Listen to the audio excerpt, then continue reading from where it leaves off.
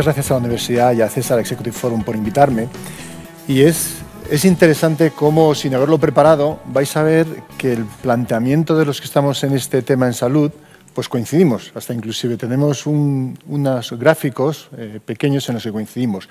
Y probablemente es porque nos enfrentamos desde perspectivas distintas, el diagnóstico o, en mi caso, el tratamiento, al mismo problema, en el mismo sistema.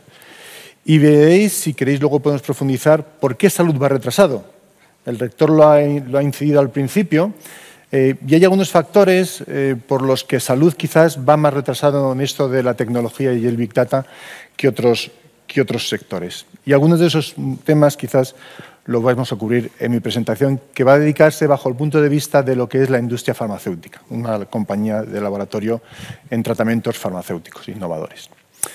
No voy a entrar en lo que ya sabéis que caracteriza las cuatro V del Big Data, pero sí que pasaremos rápidamente a que desde el punto de vista de salud, pero específicamente terapéutico, el tratamiento, los fármacos, la intención más importante que debemos tener siempre es curar. Es decir, es devolver al paciente, al ser humano, a su situación previa a la enfermedad. Esto es lo que todos esperamos y a veces conseguimos, pocas. Otras tantas cronificamos, es decir, conseguimos no eliminar la enfermedad, pero devolver salud al paciente y su supervivencia y calidad de vida a una cierta normalidad.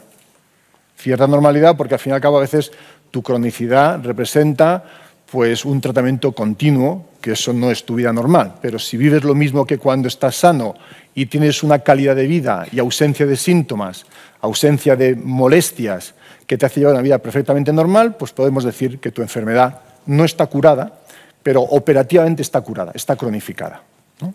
Pero siempre nuestro objetivo es la curación. Y esto es importante. ¿Y por qué digo que es importante? Porque uno de los problemas de la salud, los problemas objetivos por lo que la tecnología a veces nos ayuda, es que esto que hay desde aquí hasta aquí no es tecnológico, es biológico. Y, por tanto, la tecnología nos puede ayudar mucho. Como ha dicho Carlos, y lo veremos aquí, es una herramienta fundamental. Pero hay que entender con la tecnología la biología. Y la biología tiene un problema. No sé si aquí hay muchas personas del sector biomédico. Levantáis la mano así los que seáis farmacéuticos. Bueno, unos cuantos. La biología tiene un problema, que es que siempre fastidia. Siempre está al 5% de las excepciones. Siempre está el outsider, tienes la curva de Gauss y siempre tienes para un lado y para el otro, la campana de Gauss. Las medianas y las medias pues te dan un parámetro que ocupa la mayoría de los casos, pero siempre tienes outsiders. Y esto hace con la tecnología que a veces dificulta capturar la biología. Y eso es uno de los problemas objetivos. Otro de los problemas que ya veréis, y esto no está escrito en mi presentación, pero os lo digo yo, y podemos discutirlo porque es un debate totalmente provocativo, es que el sector salud, especialmente el terapéutico, somos conservadores de la muerte. Los que son expertos en empresas, no hay nada peor que tener éxito. Cuando eres una persona con muchísimo éxito, tienes un riesgo, que es anclarte en tu pasado. Como has tenido mucho éxito, reproduces tu gran experiencia y todo lo bien que lo has hecho para el futuro. Y piensas que vas a afrontar el futuro con éxito con toda tu experiencia del pasado. Y esto, con la foto que nos presenta Carlos, resulta que el futuro a lo mejor es tan completamente distinto que esta actitud puede resultar que te aboca más al fracaso que al éxito profesional. Pero bueno, esto es un comentario, una divergencia de la presentación. Pero esto es lo que quería deciros, nuestro objetivo es curar. Bien, pues con este objetivo tenemos dos ámbitos. El primer ámbito es el uso de datos respecto a clientes. Y en salud terapéutica, los clientes, por ejemplo, no sé si lo habéis percibido, pero, por ejemplo, mi compañía y otras compañías trabajamos en la oncología. Oncólogos en España, ¿cuántos son? 3.000. Eso no es Big Data. 3.000 me los coloco yo en una Excel. Y si encima no los trabajo a los 3.000, sino que los tengo divididos en 5 zonas o en 5 regiones, vamos a 600. Entonces, a nivel de clientes, el sector farmacéutico Sí podemos utilizar la tecnología Big Data para el cliente, para segmentar, pero ya cuando establecemos, como ha dicho el rector al principio, relaciones complejas o comportamientos complejos. Pero si no, la tecnología Big Data a nivel de clientes, tenemos que tener en cuenta que no creáis que aunque tengamos bases de datos, a nivel de clientes, el sector farma, la tecnología de Big Data y de grandes datos es que no genera muchos datos, es que no son muchos datos. Depende de la escala, si hacemos ya escalas europeas, multinacionales, entonces sí podemos entrar a que esta tecnología nos puede ayudar. En compañías multinacionales, pues nos puede ayudar. Pero si trabajamos a nivel nacional, el nivel operativo de cliente no es tanto. ¿Pero qué sucede en salud? Que si que vamos a los datos clínicos, como ha mencionado Carlos, aquí sí que tenemos millones de datos.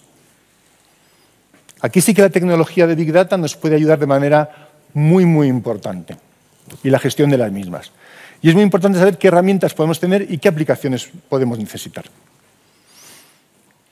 Bien, los datos en salud hacen relación a los datos en pacientes, a datos poblacionales. Si cuando vemos estas estadísticas que son divertidas pues, y en cierta medida reales, pues fijaros la cantidad de datos, de gigadatos que pueden ser con la salud de una persona. La salud de una persona. Fijaros, Carlos simplemente os ha dado lo que son datos a nivel de laboratorio. Laboratorio, imagen, síntomas, toda una vida. Es decir, los datos que generamos, la historia clínica de un paciente tiene gigadatos. Es bestial. Y es un paciente, y somos millones de pacientes o millones de personas en la población general si hacemos estudios epidemiológicos. Aquí sí que es brutal. Fijaros que en 2020 pues empezaron a hacer estas multiplicaciones, os podéis imaginar realmente a dónde podemos llegar y la información que se maneja a nivel de salud. Si eso lo combinamos con que, aunque nos va costando al sistema sanitario, nos vamos informatizando y nos vamos haciendo tecnológicos. Por cierto, al comentario de César, ¿por qué pensáis que nuestros sistemas sanitarios son tan lentos en la incorporación de la tecnología? Y no somos de los peores países, que tenemos la historia clínica informatizada al 80%. Estados Unidos está a un 15%, o un 20%, o sea que no somos tan malos. Pero el problema es que somos informatizados fragmentarios, que somos 17 sistemas sanitarios con, ojalá fueran 17 sistemas informáticos. Es que a lo mejor cada comunidad autónoma y cada hospital, y Carlos que lo sufre en lo que le toca, sabe que a veces cada hospital, sus sistemas informáticos son diferentes y no son compatibles. Y encima muchas veces son sistemas informáticos cerrados, no abiertos, no están preparados para el estudio desestructurado de la información. Creamos sistemas informáticos pensados en sistemas estructurados de información. Y para colmo, yo tenía una conversación con el jefe de servicio de hematología de un hospital de Madrid grande. Encima crean la estructura de captación de información clínica estructurada. Y la información clínica no es estructurada. ¿Y sabéis lo que pasa cuando hay información desestructurada como la biológica, la estructuras y la metes en tecnología estructurada? Que la estás filtrando, que estás perdiendo, estás haciendo un sesgo. En tu estructura, la creas como la creas, la estás filtrando, te estás perdiendo algo. Y de hecho la frustración del jefe de servicio es que tengo que meter la información en 8 ítems y es que estos 8 ítems no capturan todo. Por tanto, aparte de los 17 sistemas o más, esta filosofía tecnológica quizás nos llevará todavía tiempo en incorporarla y ser capaces de avanzar suficientemente para incorporar el Big Data y sobre todo el Analytics, que es tan importante como el Big Data. Bueno, fijaros cómo se puede duplicar. Estos simplemente son ejercicios que podéis hacer. También lo menciona Carlos. El Big Data nos puede ayudar mucho en las decisiones clínicas, al clínico o al sistema sanitario o a las compañías farmacéuticas a tomar decisiones. Decisiones que ahora os voy a enseñar cómo se toman o cómo las tomamos en la industria farmacéutica y en base a qué. O cómo los clínicos a veces toman decisiones. Y Carlos lo ha mencionado por la parte del diagnóstico, ahora lo mencionaré por la parte del tratamiento. Bueno, fijaros, lo primero importante, y vamos a ver el texto superior derecho. Los clínicos, una vez que se ha hecho un buen diagnóstico, lo que ha mencionado Carlos, ahora estamos ya en el siguiente paso, El primer paso, como Carlos ha mencionado de forma brillante, es hacer un buen diagnóstico. Ya ha mencionado todos los posibles impactos de hacer un mal diagnóstico, pero ahora ya pasamos al tratamiento. Has hecho un diagnóstico y vas a hacer un tratamiento. Pues bien, cuando tomas decisiones de tratamiento, los clínicos en el mundo mundial, no solo en España, utilizamos datos que se han generado, datos que están publicados, datos en la bibliografía, están en las publicaciones científicas. Esas publicaciones científicas están generadas con el 4% de los pacientes del mundo, que son los pacientes que están en investigación. Los pacientes que están en ensayos clínicos o en estudios observacionales. Porque el 96% de los pacientes que existen en el mundo, en España también, no están en investigación, son asistenciales. Y cuando un médico tiene una interrogante de qué tratamiento debo poner, porque no es un caso claro, acude a la bibliografía. Y es una información basada en el 4% de los pacientes, de la realidad clínica. Ya los numerillos, y perdonad que le llame numerillos peyorativamente, pues te está diciendo que a lo mejor nuestro sistema de toma de decisiones es mejorable, al menos en cuanto a base de datos y generación. Solo por este 4% frente al 96%. Y evidentemente, por tanto, la evaluación de fármacos, si fuéramos capaces de absorber más este 96% de la información, lo que técnicamente se llama real world data, los datos de la práctica clínica real, los datos clínicos del 96% de los pacientes, si fuéramos capaces de capturarlos, que están desestructurados, pero capturarlos, analizarlos y tomar información, y en base a información tomar decisiones, pues podríamos mejorar mucho lo que es el proceso de toma de decisiones. Estamos hablando de una capa complementaria a lo que ya Carlos ha mencionado. No la sustituye, no la cambia. Es adicionalmente a lo que Carlos ha mencionado cómo nos puede ayudar a nivel del diagnóstico. Esto es cómo nos puede ayudar a nivel del tratamiento. Pues luego se calcula que en el 50% de los pacientes, esto es un estándar, varía mucho por las especialidades, el 50% de los pacientes son pacientes, llamémoslos claros, diagnósticos razonablemente fáciles y tratamientos estándar, que son definidos. Nuestras enfermedades o nuestros pacientes, en el 50% de los casos, no somos casos complicados y, por tanto, se nos diagnostica razonablemente bien y se nos trata razonablemente bien. Son, digamos, pacientes estándar, somos pacientes estándar. Pero en un 50% de los casos no lo somos, porque la biología, ya os lo he dicho al principio, con la curva de Gauss, siempre suele fastidiar. Y siempre no salimos salir del estándar. Y siempre hay unos síntomas, unos valores de laboratorios, algo que te deja fuera del estándar diagnóstico, del estándar tratamiento. Entonces, en ese caso es cuando consultas. Pues cuando consultas, y el 50% de los casos, o muchos casos, estamos basados en el 4% de los pacientes, en el 4% del potencial del conocimiento médico que podemos tener. Bueno, yo creo que con esto queda un poquito, he tratado y esto es interesante. Claro, no es de extrañar que en el 50% de los casos, un 22%, los médicos no encuentran lo que necesitan. Vas a la bibliografía y no lo encuentras. ¿Y sabéis lo que pasa cuando un médico sufre y el paciente sufre la situación donde tu caso es incierto y no hay información?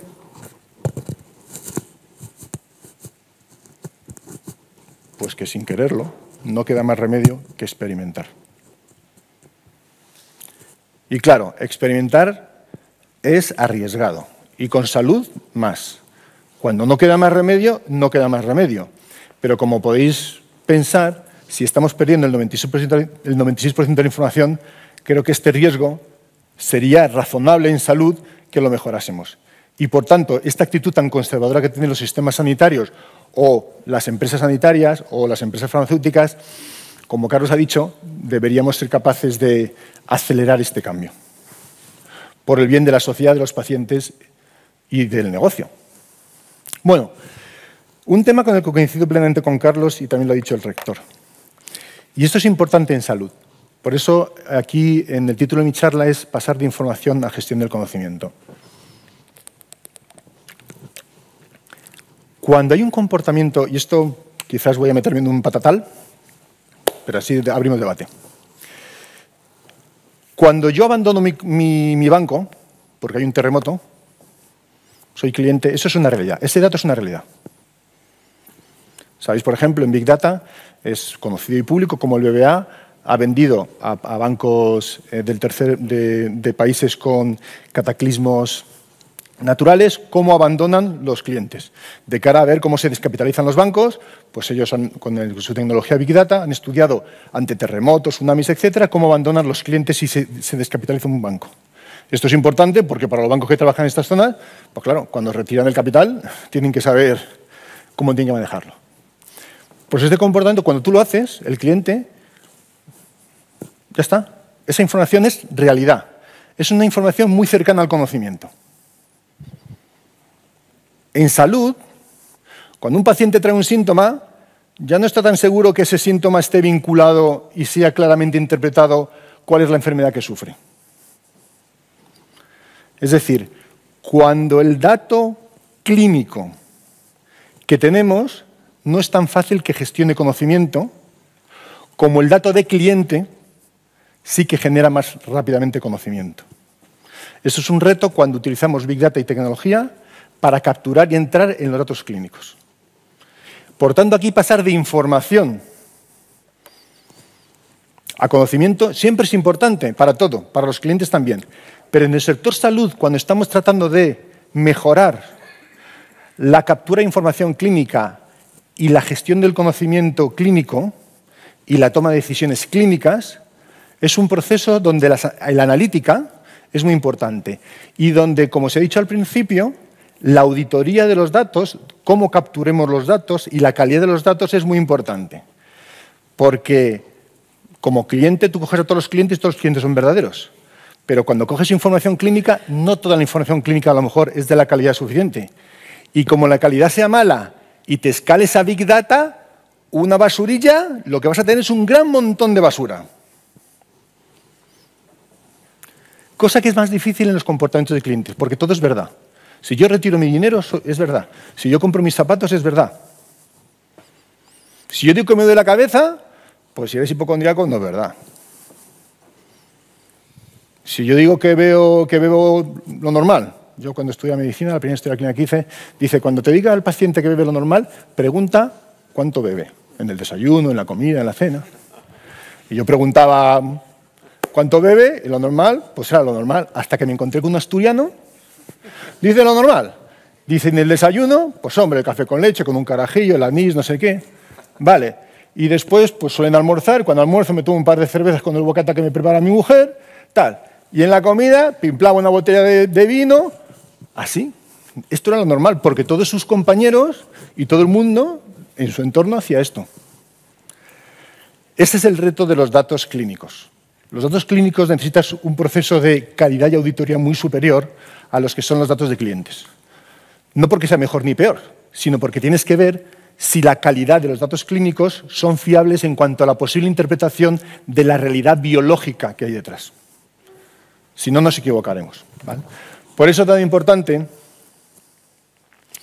cuando hablamos del proceso en terapéutica, que no solamente entremos desde la información, tenemos que pasar al procedimiento, al conocimiento, para luego poderlo utilizar adecuadamente. Porque si no, la generación de valor, en principio, solo la información clínica y capturarla es importante, pero nos va a dar valor a nivel de industria farmacéutica o a nivel asistencial para la toma de decisiones terapéuticas, solo si somos capaces de esta información auditarla en cuanto a las fuentes de información y sus características, generar conocimiento a través de la tecnología de las personas y de los procesos, y entonces podremos utilizarla adecuadamente, podremos tomar las decisiones adecuadas. Porque hay una parte que es en la que yo estoy especializado, que es esta, es la investigación. Las compañías farmacéuticas avanzamos, básicamente, compañías farmacéuticas enfocadas a los tratamientos innovadores, avanzamos con las nuevas drogas, con los nuevos tratamientos que deben curar o mejorar a los pacientes. Esto se hace a través de la investigación, ¿vale? Y esto no es posible si no hacemos un proceso que acierte con la biología.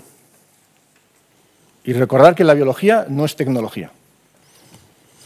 Bien, fijaros esta como, sin prepararlo, Carlos y yo hemos coincidido, porque este es un proceso que yo creo, a lo mejor los que aquí estáis muy familiarizados con la tecnología y con el Big Data.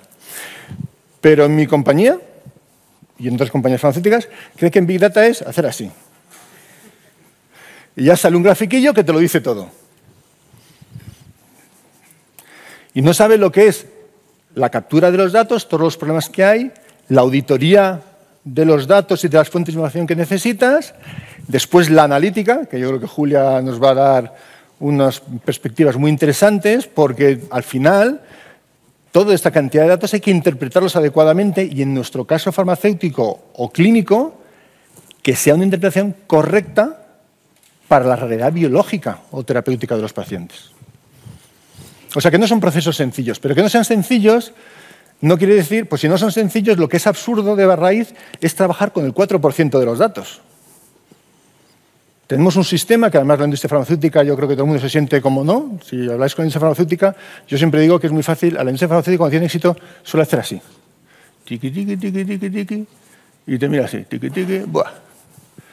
Es un sector que, como tiene mucho éxito, a veces pues hay gente que se entontece, que se le sube la nariz, y perdonadme lo que sé de industria farmacéutica, esto es una reflexión mía de José Luis García y para mí mismo, y no es un estado generalizado, pero algunas veces, nos entontecemos, ¿no? Porque claro, entontecerse cuando trabajas con el 4% de la información, y la industria farmacéutica ha contribuido a un gran avance de la medicina y a curar enfermedades. No nos engañemos, aquí es un 4%, pero si miramos para el futuro y miramos el reto que tenemos de salud y sistema sanitario, pues es algo que es completamente insuficiente. Bien, y una parte de este éxito, y al final lo ha comentado también anteriormente el rector en su inicio, es muy distinto tener un negocio enfocado en el producto, que es como tradicionalmente la industria farmacéutica se ha enfocado. La industria farmacéutica es product-centric, tradicionalmente. Y todavía es muy product-centric. No es Blue Ocean. No está centrada en la salud, ni en el paciente, ni siquiera en el cliente. Está en el producto. Y si me vais a permitir, es mi tesoro. Pero resulta que el tesoro no es el centro del universo. Es que un fármaco no es el centro del universo, ni el laboratorio tampoco. Carlos lo ha explicado muy bien. Carlos enfoca perfectamente el laboratorio, siendo muy importante. No entra en la tecnología, pero con todas las dificultades tecnológicas que tiene hacer un buen diagnóstico, ser eficiente. Bueno, Carlos lo explicaría mucho mejor que yo. Lo ha omitido. Se ha centrado en lo que eso sirve para. Y cómo se puede ayudar a hacer un buen diagnóstico. Y todas las repercusiones que tiene hacer un mal diagnóstico. Pues pasa igual con el tratamiento. El fármaco es uno más, entre todas las posibilidades que puede tener un paciente, a lo mejor. A veces es la oportunidad única, pero a veces es mucho. Entonces, el modelo de negocio de éxito, para tener éxito en las compañías farmacéuticas, o cambiamos a un centro sanitario de salud basados en el paciente y en el cliente, en la persona que tiene la responsabilidad de mejorar la salud de los pacientes, que son los médicos y el sistema sanitario, o si no, fracasaremos en el futuro de la industria farmacéutica. Y para todo eso necesitamos el Big Data y la tecnología, y analizar los datos al nivel y con las capacidades que realmente existen ahí fuera. Bueno, de todas maneras, yo creo que siempre es muy importante tomar decisiones en el negocio, como en muchas cosas, basadas en el dato. Pero yo soy un poco escéptico, aunque me encanta la tecnología, el Big Data. Yo soy todavía, hoy por hoy, a fecha de hoy, la intuición existe y la innovación también. Y la innovación no siempre viene del brazo del dato. Y tenemos grandes situaciones donde hay una cierta visión disruptiva que no se basa en los datos y transforma. La aparición del teléfono móvil y la repercusión de lo mismo y lo que ha hecho Apple en el mundo mundial, pues no fue basado en los datos. Fue innovación disruptiva. Ahora, dicho esto, si confiamos en que la innovación disruptiva sea la única que tengamos, pues estamos muertos, porque la gran mayoría de innovación es innovación incremental. Vamos mejorando. Y para la innovación incremental, que es la más segura, la que avanzamos, y la mayoría de las innovaciones, es innovación que vamos mejorando poco a poco, hasta que de repente acumulamos poco a poco, ¡pum!, y se transforma en disruptivo. Y de hecho en salud avanzamos más incrementalmente que disruptivamente. Penicilina aparece una vez, pero la consecución incremental de antibióticos hasta que las enfermedades infecciosas dejan de ser un problema ha sido innovación incremental. El SIDA se curó por innovación incremental, no disruptiva. En salud es mucho más frecuente la innovación incremental hasta que llega a ser disruptiva, pero no tenemos innovación disruptiva. Pero sí quería dar un mensaje de tampoco nos volvamos locos, que también la intuición y la innovación disruptiva existe y se existirá siempre. Y el Big Data a eso no nos ayudará. Pero, hombre, siempre estar mejor informado y con toda la información disponible que no hacer decisiones con el 4% de la información, utilizando el ejemplo de Pharma. Y todo esto si queremos tener un éxito de negocio. Imaginaos si el éxito de negocio empresarial lo basamos en innovación disruptiva. Pues se quedaría, yo no conozco la estadística, pero ¿cuál es el éxito de negocio basado en innovación disruptiva? ¿Y cuál es el éxito de negocio en innovación incremental? No lo sé, pero es probable que probablemente sea el 90% incremental y un 10% disruptivo. Evidentemente, la disruptiva nos llama mucho más la atención, pero en términos reales yo no apostaría por negocio disruptivo si queremos tener éxito en la mayoría de los profesionales normales, ¿no? Y normales me refiero a profesionales de éxito y excelentes. Bien, luego esto ya es un poco hacia adentro. ¿Quién trabaja en industria farmacéutica, en laboratorios farmacéuticos aquí? ¿Me podéis levantar la mano? ¿Uno? Bueno, pues entonces me creeréis o no, o preguntáis a amigos. Los laboratorios farmacéuticos, como somos en procesos bastante conservadores, si queremos establecer y traer e implementar, como es mi caso, la tecnología del Big Data, hay una fase previa que no guarda nada que ver con la tecnología, que es todo lo que tenemos que hacer para que dentro de la compañía, esto, que los que estamos aquí sentados lo tenemos clarísimo, porque si habéis venido aquí está claro que la tecnología os importa, que os parece una parte importantísima del negocio y del quehacer profesional y que es un futuro claro y que tenemos que estar preparados y avanzar en este tema, pues en mi compañía, como en otras compañías farmacéuticas, hay que hacer esto. Primero tienes que explicarles para qué es interesante. ¿Y cuál es el beneficio para el negocio? ¿Y cuál es el potencial? Y en función de eso analizar todos los recursos que son. Y luego ser prácticos, como ha mencionado Carlos. Tienes que darles herramientas concretas de Big Data donde veas, pues mira, medimos esto y entonces podemos demostrar esto. Medimos esto y haciendo esto, pues el cliente puede beneficiarse en esto. Y la compañía al final se puede beneficiar. Y tenemos que aterrizar a cómo integramos esto en los diferentes departamentos, a lo mejor no en todos, porque a lo mejor no es necesario en todos los departamentos de la compañía para que realmente cambiemos la compañía y la revolución tecnológica se produzca. Pero a veces tenemos que empezar por ser pedagogos, por ser virales, por ser buenos docentes internos y docentes no solamente del teórico, sino tenemos que bajar a los niveles prácticos para que la gente más conservadora pueda ver y tocar cuál es el beneficio real del Big Data y de la tecnología. Estos ya son retos un poco organizativos si queremos transformar nuestra propia organización, que en el caso Pharma lo necesitas, porque somos, como os digo, en general, la cultura, innovadores en fármacos, conservadores en procesos. Por tanto, si tú quieres tener una compañía de éxito, y evidentemente, como se ha dicho, la evolución tecnológica y el Big Data es fundamental, y en Pharma es fundamental, luego os pondré al final algunos ejemplos específicos de la compañía, pues si la información, como hemos dicho, está creciendo, si además nos decidimos a capturar toda la información posible para mejorar nuestros procesos, y tendremos que ver, sobre todo, como decíamos, que el real world data es donde más potencial hay para el Big Data, podamos tomar decisiones, pues habrá que ver cuál es nuestro modelo de trabajo y cómo generamos valor. Pudiera suceder que a lo mejor tengamos que cambiar algunas cosas dentro de nuestra compañía. Igual hay que afinar, Carlos lo menciona muy bien, es que al final ellos están tratando de ayudar al sistema sanitario a mejorar el sistema sanitario. Y tú dices, ¿y eso qué tiene que ver con Abbott? ¿No? Pues lo mismo, yo doy fármacos, pero si ayudo a los clínicos y al sistema sanitario a absorber toda la información del dato de vida real, yo podré demostrar como compañía farmacéutica que en la vida real, no en la investigación del laboratorio, en la vida real, cuánto de bueno es mi fármaco, cuánto de valor añadido.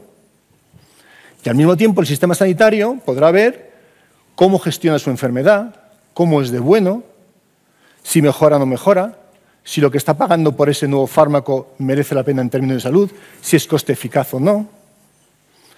Es decir, puede suceder que nuestra forma de cómo hablamos pasamos de mi producto es bueno a cómo mejoramos la salud de una enfermedad. Y eso va dando el sistema sanitario en colaboración con la industria o la industria en colaboración con el sistema sanitario. Probablemente la forma de generar valor y de relación tendrá que cambiar.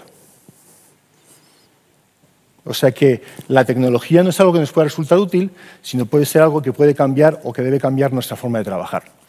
Y por eso, cuando analices bajo esta perspectiva y con esta tecnología y la tengas incorporada, después si has conseguido y has tenido éxito, transformar la organización, tener proyectos concretos de valor que mejoran los departamentos y de la compañía, pues tendrá implicaciones que habrá que discutir y asumir y promover para producir el cambio e incrementar nuestro éxito empresarial. Ejemplos, digo, todo esto es un rollo, ¿no? Es una teoría, pero no es una teoría. Hay gente que a pesar de que vaya lento, más rápida, y a lo mejor ya los conocéis. Es decir, casi todas las compañías grandes de tecnología tienen una división en salud. Google, Apple, IBM. Esos son ejemplos que son públicos y que conocéis. Es decir, es que la salud es un tema importante. Y si la tecnología ayuda, pues igual que están en los coches inteligentes, pues están en la salud inteligente. ¿Vale?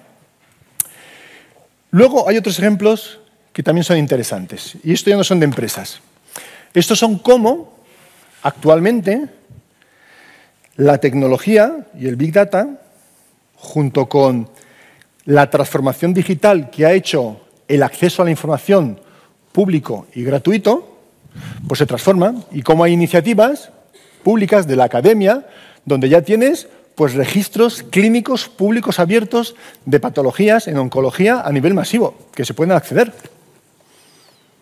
O sea, este reto que os he dicho al principio, ya hay iniciativas que se están resolviendo.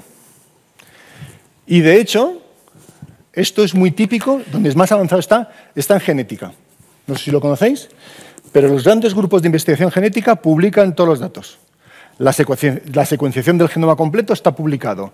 Todos los grandes laboratorios académicos de investigación en genoma, y estos son unos cuantos ejemplos, tienen sus librerías genéticas de patología, de población general, y cualquiera que investiga puedes comparar tus resultados con la librería, y es público. Esto es una transformación, y para las empresas es un reto muy importante. ¿Es un reto o una oportunidad? Y lo que ha pasado, por ejemplo, y aquí tenéis un ejemplo, Lox Oncology ha cogido esas librerías y se ha saltado la fase de investigación de diseño y ha desarrollado una molécula en base a la información genómica. Se ha saltado lo que es la fase preclínica. Toda la fase de discovery, ha cogido la molécula, ha comparado sus datos de molécula respecto a las bases genéticas y ha entrado directamente en fase de clínica. Eso es como reducir el 50% del tiempo de investigación y el 50% de los costes. ¿Tendrá éxito o no? No lo sé, pero esto ya es una realidad. O sea, que os digo porque es un sector conservador, pero algunos corren más que otros. ¿Habéis visto el vídeo ese YouTube del guepardo, la gacela y la persona? ¿No lo habéis visto? Pues no lo tengo, pero si no, meterlo guepardo, gacela, y veréis que una gacela que sale corriendo un guepardo detrás, que es el mamífero más rápido, y de repente sale un tío corriendo y se lleva la gacela antes que el guepardo. Es decir, que ojito, ojito, cuando pensamos que somos los más rápidos, porque a lo mejor resulta que alguien más rápido iba por delante tuyo. Porque en esto de la tecnología y la información abierta es un mundo donde la única velocidad que existe es la velocidad que tú quieras tener y la que esto te dé. Bueno, y en segundo lugar, por ejemplo, lo que os digo, de forma gratuita. Otro ejemplo muy claro. Celgene. Y esto hay unas cosas que... En Celgene lo que hemos hecho es, con una filosofía muy clásica, es establecer alianzas. En lugar de pretender desarrollar las capacidades internas, que es absurdo porque es nuestro expertise, es crear alianzas de colaboración. ¿Vale? No es nada típico, aquí tenéis las que se hacen. En España específicamente hay una compañía, Sabana, que está especializada en captura de información a nivel de Big Data de la historia clínica directamente, ¿no? Hay otras compañías farmacéuticas que lo están haciendo, ¿vale? O sea, no somos la única, hay muchas compañías que están en ello y es público y notorio, ¿vale?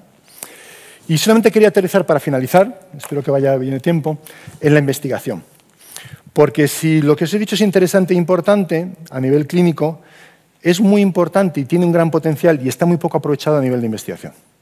Es curioso que el sector más innovador de la industria farmacéutica, que es la parte de investigación, no hayamos incorporado esa tecnología. Ya que solamente hay una persona de laboratorio, si sabéis cómo se investiga, hay dos fases. Perdonad que digo, si no es que a lo mejor no se entiende lo que voy a explicar ahora. La fase preclínica. Esto es la investigación donde descubrimos los fármacos. No guarda relación con la investigación con los pacientes. Se hace en laboratorio. Esto es lo que se ha saltado la compañía del logo. ¿Vale? Sacar una molécula, esa es la parte preclínica. Pero una vez que tienes la molécula, de investigación animal y de laboratorio, tienes que probarla en los pacientes. Esa es la fase de investigación clínica. Esto, que ya está al principio. Investigación intervencionista, ensayos clínicos, es eso. ¿Vale? Pero cuando haces un ensayo clínico, tú no tomas una decisión libre. La investigación, los ensayos clínicos no se toman decisiones libres. Se toman decisiones intervenidas, decisiones randomizadas. Para poder saber si el fármaco es bueno o malo, ¿qué haces?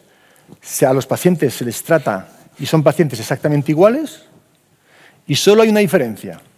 Un grupo toma el tratamiento estándar, lo estoy reduciendo mucho, pero para que me entendáis, y otro grupo el tratamiento nuevo. Y como todo es igual, excepto esa diferencia, puedes sacar conclusiones. Esa es la investigación. Todo es común. ¿Y por qué se hacen estos diseños tan rigurosos? Para poder extrapolar y poder concluir con firmeza si este fármaco, si este avance terapéutico es mejor, peor o igual, es más seguro o más eficaz o no que el tratamiento estándar. Esos son los ensayos clínicos. Es la validez intrínseca. Son muy robustos. Porque, como os digo, se controla todo. Por supuesto, esto va a una regulación con la agencia española, con los comités éticos. Cada paciente tiene que autorizarlo. O sea, es difícil, es arduo. Pues imaginaros, si toda esta labor esforzada y costosa, pudiésemos acelerarla con lo segundo, con el 96% de la información que está en la vida real, que es la segunda dimensión. La segunda dimensión de investigación es cuando cogemos y observamos la realidad clínica. ¿Y esto cómo se puede hacer? Esto no os lo he presentado porque es confidencial, pero os puedo compartir el concepto porque tampoco no solamente está en Celgene. Celgene lo que ha hecho ha sido, de la vida real, identificar lo que decías que no está, sí que está. La medicina personalizada existe. Pues lo que hemos visto es calcular un modelo algorítmico de variables clínicas que predicen la respuesta a uno de nuestros fármacos. Y lo hemos introducido en la investigación, en el ensayo clínico. Entonces, seleccionamos los pacientes que se incluyen en la investigación, son pacientes seleccionados por un algoritmo clínico que prognostica la respuesta al tratamiento. ¿Y esta jerga qué quiere decir? Para el que no lo entienda. Pues que no es lo mismo tener un fármaco que responde en el 60% de los pacientes, porque el 40% de los pacientes van a recibir algo pana, son recursos inútiles, con toxicidades de fármacos inútiles. Si tú puedes identificar por ese algoritmo clínico el 60% que se beneficia, a lo mejor podrás saber el fármaco y los pacientes, sobre todo, que se van a beneficiar en el 90 o 95% de ese fármaco. Es decir, si yo sé, observando la realidad y creando un algoritmo clínico, qué pacientes se benefician, se los voy a dar de forma personalizada el tratamiento que sé que les va a ir bien y que van a responder. Y eso es mucho más eficiente, evitas toxicidades, ganas eficacia, al paciente es lo fundamental, gana salud, es decir, es un sistema mucho más. Pues esto ya está. Ahora hay que comprobar si con la investigación el algoritmo está acertado. Pero en lugar de acabar la fase de investigación clínica, llegar al final y ver ese 60% y empezar la rueda, para poder refinar ese 60%, ya de salida, combinando los resultados en salud con la investigación, podemos hacer medicina personalizada y podemos hacer fármacos mucho más eficaces, en lugar del 60% de eficacia, 90% de eficacia. Podemos reducir las toxicidades, porque no se tratan pacientes para nada.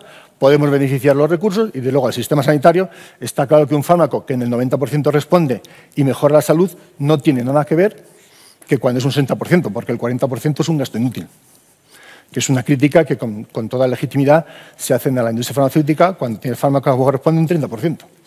Dice, bueno, si es un 30% por debajo del 50%, suena ineficiente, ¿no? Porque más del 50% se está tirando, ¿vale? Por eso yo creo que lo que es el real world data, el real world evidence, Big Data es algo que nos puede crear realmente una auténtica revolución, y eso en la investigación.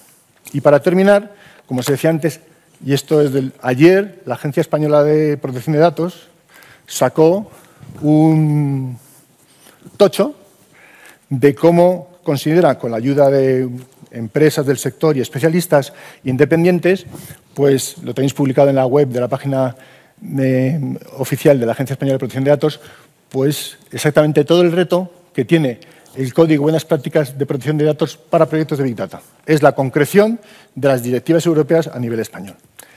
Y con esto lo aparcamos para el debate. Muchísimas gracias.